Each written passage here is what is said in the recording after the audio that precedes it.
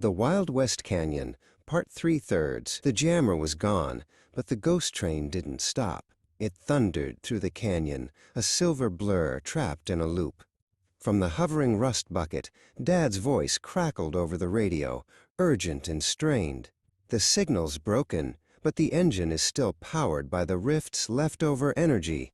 You have to board it and manually install the stabilizer. Emily looked at Bingo. The Newfoundland's bionic eye whirred as she tracked the train's impossible speed. The ground beneath them started to shimmer again, not blue this time, but a dangerous, vibrating violet. "We have to time the jump perfectly, Bingo," Emily whispered, clutching the golden temporal stabilizer to her chest. Above them, the rust bucket tilted dangerously as a temporal wave hit it. The inventor fought the controls, his rugged face set in a look of grim determination. He lowered the ship's mechanical docking arm, hoping to provide a momentary bridge. "I'm stabilizing the air currents," he shouted. "Go now, before the next wave hits."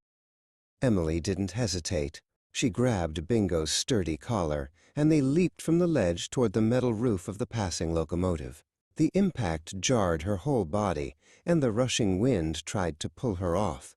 Below them, the wheels screeched against the tracks, echoing like a mechanical scream through the red canyon. The train wasn't just metal anymore. It was half hologram. Ghostly versions of the same train flickered in and out of existence around them. Emily crawled forward toward the engine, her fingers digging into the rivets. Bingo moved with surprising grace, her mechanical leg clicking rhythmically against the vibrating iron as she shielded Emily from the wind. In the cockpit of the rust bucket, Dad watched the temporal readings spike to a critical level. A wave of violet energy slammed into the ship, sending loose bolts flying across the deck. He gritted his teeth, his muscles tensed as he fought to keep the ship level. "Almost there, Emily. The engine room hatch is just ahead." They reached the hatch of the engine room, but it was fused shut by temporal heat. "It's stuck, Bingo!"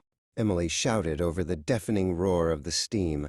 The air felt thick, like walking through water. They were running out of track. The train was heading straight for a massive, swirling rift wall at the end of the canyon. Bingo stepped forward, her mechanical front leg glowing with a concentrated, pulsing blue light.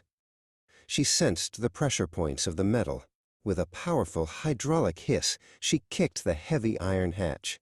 The metal buckled and groaned before the lock snapped, the hatch flying open to reveal a furnace filled with star-like energy. Emily scrambled down into the engine room. The engine didn't have coal.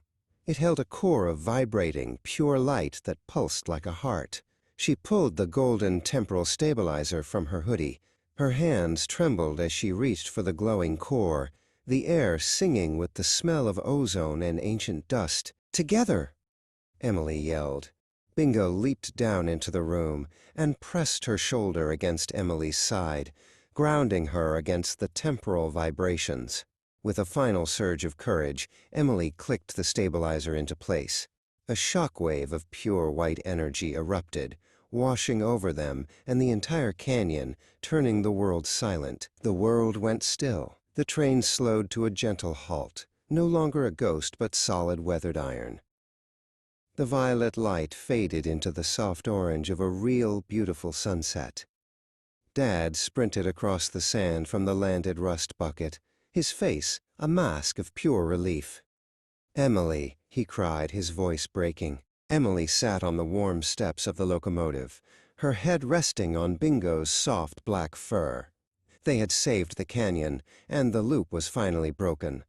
The Wild West was quiet, and for the first time in their journey, the future felt like a long, open road. Bingo let out a happy huff, her bionic eye glowing softly.